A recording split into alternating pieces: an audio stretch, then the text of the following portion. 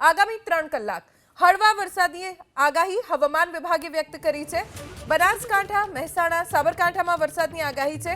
અરવલ્લી, પાટણ, ગાંધીનગરમાં વરસાદની આગાહી છે। તો ખેડા, મહીસાગર, પંચમહાલ, દાહોદ, વડોદરા, છોટાઉદેપુર, આણંદ, નર્મદા, ભરૂચ, સુરત, તાપી અને નવસારીમાં આગામી 3 કલાક વરસાદની આગાહી હવામાન વિભાગ તરફથી વ્યક્ત કરવામાં આવી છે। જો કે આજે સવારથી જ કેટલાક વિસ્તારોમાં વરસાદી માહોલ છે। મહીસાગરના આસપાસના કેટલાય વિસ્તારો કે જ્યાં અનરાધાર વરસાદ પડ્યો, ઉમરપાડા કે જ્યાં 10 ઇંચ જેટલો વરસાદ છેલ્લા 24 કલાકમાં વરસી ચૂક્યો છે અને હજી પણ આગામી 3 કલાક દક્ષિણ ગુજરાતના સુરત, તાપી, નવસારી જ્યાં વરસાદની આગાહી વ્યક્ત કરવામાં આવી છે।